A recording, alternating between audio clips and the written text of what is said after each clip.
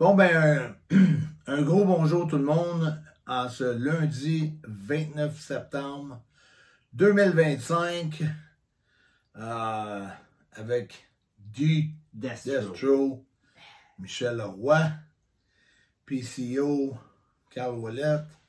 Deuxième capsule, la numéro 2, toujours à propos du film PCO Justice, film culte québécois, tourné aux États-Unis d'Amérique. Non, mais... Around the world. non. Mais aujourd'hui, on veut parler, parce que c'est vraiment une production américano-québécoise. Ça veut dire qu'il y a eu beaucoup de scènes tournées aux États-Unis et beaucoup de scènes tournées au Québec. Et aujourd'hui, je pense qu'on va vous compter... je suis certain qu'on va vous compter des scènes qui ont été faites aux États-Unis et qui ont été assez hilarantes. Je vais commencer par Pittsburgh, Pennsylvanie. Puis je vais laisser Mike dans les détails aussi, mais je vais vous dire que dans le film, on voit une scène où on voit très bien le fameux pont de Pittsburgh, où les Trois-Rivières passent, les Three Rivers, c'est bien connu à Pittsburgh. Et d'ailleurs, on a un de nos chums qui s'appelle Frédéric Bélanger. C'est un gros fan des Penguins de Pittsburgh, puis il a fait tatouer le pont jaune, il est jaune. Il a fait tatouer le pont jaune de Pittsburgh sur son forearm avec le tatou des Penguins sur son épaule. Puis... on a tourné beaucoup de choses de PCO Justice dans cette région-là, sur le pont lui-même et aussi à côté, où est la rivière. Puis l'eau était claire, le ciel était clair. C'était vraiment une journée incroyable. On ne pouvait pas se rendre en avion pour le tournage. Très simple. Comment on amène notre corbillard là-bas? On voulait notre corbillard dans le film. On voulait notre cercueil. On voulait nos affaires. C'était impossible de voyager tout ça. Fait que, on pouvait pas prendre l'avion. Ensuite de ça, on faisait affaire avec une équipe de tournage de là-bas. Donc, il fallait marcher selon les horaires qu'ils nous donnaient. Puis, aussi, qu'est-ce qui est le fun à Pittsburgh, c'est que, imaginez, là, faire fermer un pont, là, comme le pont Jacques-Cartier ou le pont Champlain, comment que ça pourrait vous coûter à vous autres d'essayer de faire ça. Nous autres, à Pittsburgh, on est sur le pont de Pittsburgh en plein après-midi. Ça prend un chauffeur d'autobus, ça prend des chauffeurs d'auto pour les raisons que vous allez voir pendant le film. Donc, c'est vraiment un casse-tête qui est interminable et qui va de situation en situation puis d'anecdote en anecdote. Donc, je vous le dis, ça se passe sur le pont de Pittsburgh, puis à côté, puis on se rend là-bas, on part de Saint-Jean, puis Mike, vas-y avec les débuts des anecdotes. Puis moi, je vais en ajouter si jamais c'est pas assez, ou que je pense que t'en oublies. Fait que là, il faut monter le fameux corbillard. Fait que on sait pas comment monter ça. Fait que finalement, Carl il dit « Ah, j'ai trouvé quelqu'un qui peut nous mettre ça sur un dos-lit. » J'ai dit « Un dos-lit? » Fait qu'on s'en va là. Fait qu'effectivement, on a mis le corbillard sur un dos-lit. Il avait loué un pick-up. Là, il faut que j'explique pourquoi le dos-lit aussi. Parce que là, on essayait des plateformes. Des plateformes. Le corbillard, il a 18 pieds de long. Oui, il était trop long. Il y a un paquet de raisons, ça marchait pas avec les plateformes. Fait qu'on est allé avec... on fait juste monter 2 roues sur c'est 2 roues, on jack ça de le devant. Ouais. Fait que les roues du corbillard roulent en arrière, mais il est jacké du devant. Il est jacké, puis les roues sont attachées. Puis le gars, il nous dit avant de partir, oubliez pas, vous pouvez pas reculer avec ça. Hein? On peut pas reculer? Il dit non, faut d'autres si t'en as en ligne droite. OK? Fait qu'on monte à Pittsburgh avec ça attaché, puis on a une photo qu'on va vous montrer d'ailleurs. En ligne droite constamment. Puis maintenant, ben là, on arrive avec ça aux douanes. Fait que si vous remarquez bien nos deux faces, douanier, il dit, vous en allez où, vous autres, là? Fait qu'on traînait le corbillard, puis on a expliqué qu'on s'en allait là-bas, puis en passant, ben, Destro a fait des tours de force aux douaniers, des jeux de cartes, fait qu'ils ont parti à rire, puis du bon tournage, les gars. Fait que ça a été... Je recule, rewind la tape un peu, okay. C'était un bon bout. OK. Je pense que c'est toi qui chauffais, ou chez moi, je sais pas quand on est parti, en tout cas. Ouais. Je sais que tu as chauffé la majorité du trajet, ou presque tout, mais je pense qu'en partant, je suis pas sûr... Je pense que je me suis rendu ici où on était ensemble. Pour partir. Ça rentre jusque chez vous à ta maison. Puis là, Mike était pas mal découragé. Fait que j'ai dit, inquiète-toi pas, un coup qu'on a passé le pont Gouin à Saint-Jean, après ça, c'est down, tu sais, on fait juste descendre la côte, c'est down the road, le pire est fait. Le pire est fait un coup que t'as passé le pont de Saint-Jean. Il est tout mince, puis c'est une voie de chaque bord. Après ça, il n'y aura plus de problème. Hey, c'est incroyable. Quand il m'a dit ça, les épaules m'ont tombé sur les étages. Il restait comme 14-15 heures de route à faire, un 12 minimum, là. Ah ouais, ça a été 12 heures montées comme faut. Ben, tu sais, arrêter partout avec le corbillard, checker les affaires, une strap de défaite, l'autre qui klaxonne après nous autres. En tout cas, ah ouais, puis à un moment donné, dans la montagne, le corbillard a essayé de nous dépasser. J'ai dit, est-ce quelqu'un là-dedans? Fait que ça a été toute une anecdote, puis après ça, on a arrêté de mettre du gaz dans le truck, puis un gars, where you going with that hearse? Ben, Pittsburgh, hey, gonna lose that hearse, there's no strap on that wheel. Hey, la panique s'installe, spécial, ça prépare le corbillard. Ben non, on est correct, finalement. Là, on se fait à checker nos straps, puis on lui donne du torque, tout. Rattache la strap, puis un peu plus loin, la strap en détache. Et là, on est nerveux, puis pas à peu près. Fait que là, on se rend finalement à Pittsburgh avec ça. Tout le monde nous regarde arriver dans la ville. Corbillard, le cercueil là-dedans. C'était toute une aventure de monter ça là-bas. Le pire, nous autres, on avait peur de perdre le corbillard tout le long. Ouais. On arrive là, les gars, les techniciens se mettent à défaire les roues en avant, à tout slacker les straps. Hey, c'était pogné dans le béton. Il n'y avait aucune chance que ça débarque. On stressait pour rien parce qu'une strap frottait sa... Ouais, on l'aurait jamais perdu. Il ne voulait plus débarquer du dos. Sans la transmission, fait il lâcher. Ouais, donne-lui du gaz. Ouais, vas-y, donne-y, donne-y. Il voulait pas sortir partout. On l'aurait jamais perdu. Ça a été une des anecdotes. Puis celle-là, puis quand on a été à la grosse hôtel, là, PCO, il chauffe pour sortir. Là, je pense qu'on était dans un Hilton. Les gars nous avaient réservé ça, l'équipe de production de Pittsburgh nous avait réservé ça. Fait que là, on rentre. Puis là, il y avait comme pas large là, pour passer, puis pas large pour sortir. Puis on n'avait pas grand stationnement, fait qu'on a dormi là. Mais le lendemain, là, ça voulait pas. Ça voulait pas sortir. Puis là, j'ai dit, PCO, t'es en train de débarquer le tower du Rim, là. Il dit, non, ça va sortir. J'ai dit, je te le dis, ça sort pas. Puis là, la clôture, elle fermait sur le hearse. On n'était pas sorti. Le gars de téléphone, don't, hold the fence. On la hold pas, ta fence. On veut sortir. Tyler pognait dans le poteau. Hey, là, il était après accroché le poteau avec ça. Puis là, il chantait des chansons qu'il connaissait même pas. Je pense que t'es fatigué, là. Là, je vais m'en prendre le stéréo. T'as-tu peur? Un peu, oui. Je veux rester en Avengers. Pas dans l'heure. Moi, je dois être confiant. Ça passe. Je te dis, mec, ça passe. Ça passe en masse. Ah, la clôture tout croche. Mais on a passé, c'est vrai qu'on a passé. Mais il y avait bien du rubber sur le poteau. Ah, tabarnak. Ça a vraiment, là...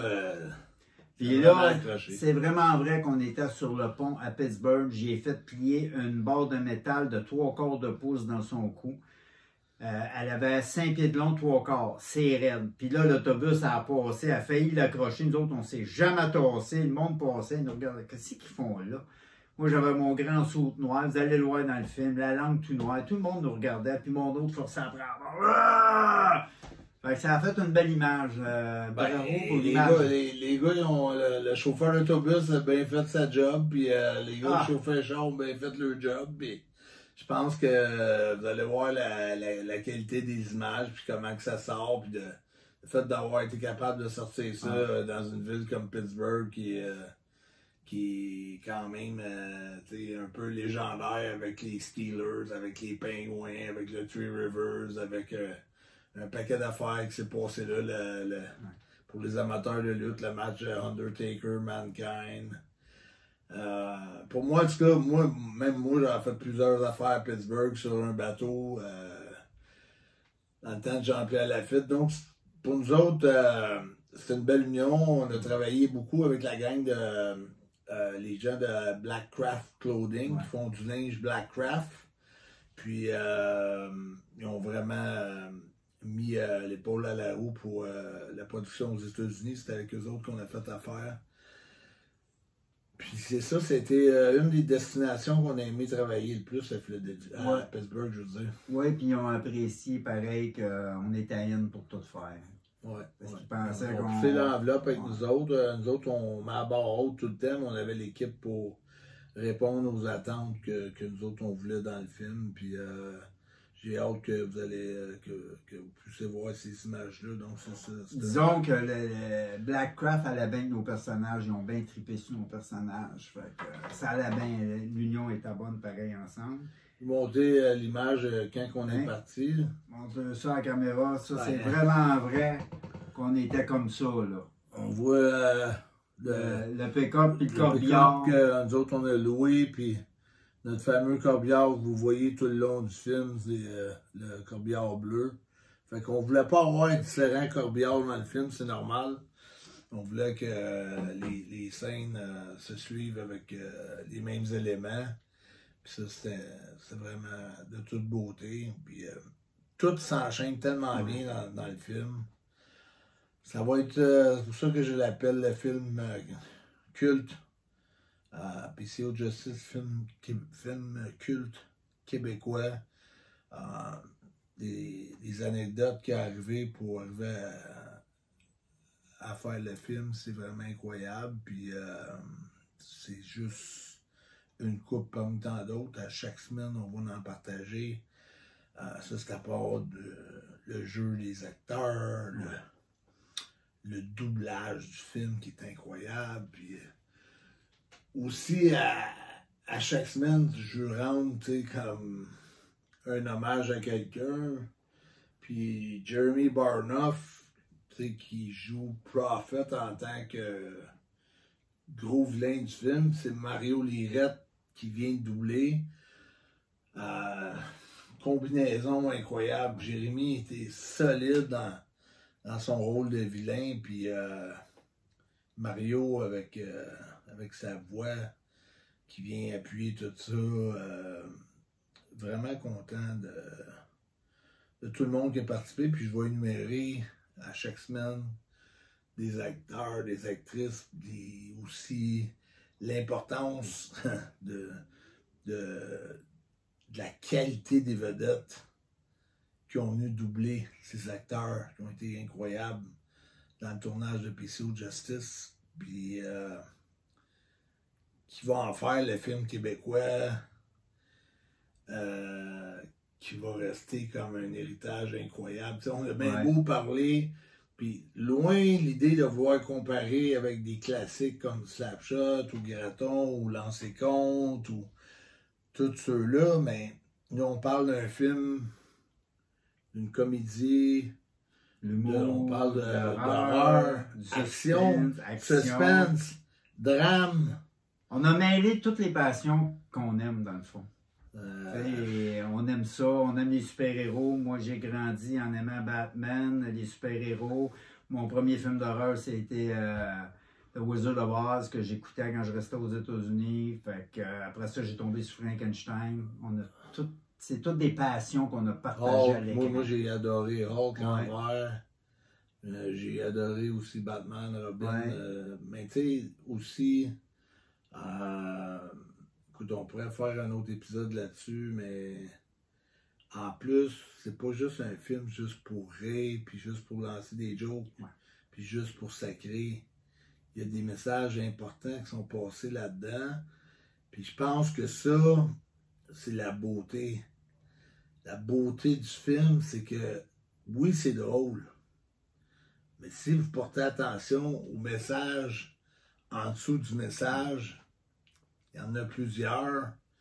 Puis je pense que c'est là la force du film. Oui. C'est que c'est pas juste drôle. C'est que c'est très, très, très songé. Beaucoup de bons messages. On peut dire que beaucoup de naturel. Du naturel. Quand on est fâché, puis vous allez en apercevoir qu'il y a du naturel, du québécois là-dedans, au bout. Là. Sans vouloir faire peur au monde, avec des grandes philosophies puis des grandes idées, ça donne de quoi réfléchir. Oui, il y a des bons... Tu sors de là, puis oui, ça te donne de quoi penser, de quoi réfléchir, puis ça te donne... T'as deux sortes de monde que je dis qui peuvent regarder le film. T'as un gars qui va le regarder, qui va rire, puis qui le regardera plus jamais, puis t'as un gars qui va le regarder 50 fois pour dire... Bon, là, les gars niaisaient-tu, mais non, il y avait vraiment quoi de sérieux là-dedans. Ouais. Puis, soit je vais faire une recherche dans le dictionnaire, soit je vais aller sur Google voir ce que ça veut dire, soit je vais... Il y a beaucoup de choses très intelligentes dans le film, même si ça passe pour une grosse comédie. Fait que c'est pour ça que je pense qu'on est proche des slapshots, des gratons, tout ça, mais en même temps, on est loin, on est vraiment unique en notre genre, puis je pense que c'est un film qu'il faut voir absolument pour toutes ces raisons-là. Oui, c'est un film qui va rester pour les Québécois, puis c'est un souvenir en même temps de moi et Pierre Carl. Oui, mais le point, puis de Mario Lirette, d'Annie Dufresne, de Lynn Durocher, de toute la gang qui nous a aidés. Mais on y tenait beaucoup au commencement qu'on a commencé ce projet-là. On y tenait pour Geneviève La Jeunesse, qui était incroyable, actrice chanteuse. Écoute, il y a tellement de noms dans ce film-là. François Miranda, je dis, performance de même. C'est rare d'aller voir une performance de même. Mario, il a joué au-dessus de mes attentes à moi, personnellement. Je peux dire que Mario Lirette est très, très, très fort. Mais il était au-dessus de mes attentes tellement qu'il était fort. François Miranda, André Roy, qu'on l'a jamais connu comme acteur, qui livre. C'est incroyable sa livraison. Moi, tant qu'à moi, je veux dire, ce gars-là va se ramasser avec d'autres rôles, c'est sûr. Annie, le mélange qu'elle va, Micheline, super bonne actrice. Tu rajoutes Annie avec Micheline. Vraiment bonne. Tu mets comme deux super personnalités ensemble. Ça te donne comme un personnage canon incroyable. Oui. Elle a fait une bonne job là-dessus. C'est passionné. C'est tout du monde passionné de ce qu'ils font.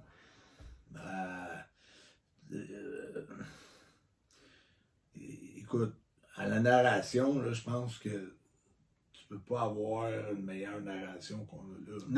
Non. C'est vraiment bon. Quand le film commence, là, t'es loin de t'imaginer que tu t'en vas dans un univers où ce que tu t'en vas, puis c'est ça qui est le fun. Tu commences ça, je prends les paroles de Michel W. Duguay lui-même, on réécoutait sa narration, puis il dit « Tabarnak, les gars! J'ai l'impression d'être au canal d'Historia. On dirait que j'apprends de quoi à chaque fois. » Fait que c'est juste pour vous mettre la puce à l'oreille. Ben oui, la puce à l'oreille, l'eau sur les lèvres, juste tenter un peu, là, teaser le plus possible parce que ça va être un mélange explosif. Fait que là-dessus, je pense que c'est assez pour cette semaine. On vous dit à la prochaine, la semaine prochaine, lundi soir prochain. Toujours un plaisir pour nous autres d'en parler. On est tellement passionnés, ça sort de nos tripes. Ça paraît dans l'écran quand on est passionné, vous allez voir dans le film. Puis là-dessus, ben, on vous souhaite un bon visionnement puis bonne semaine.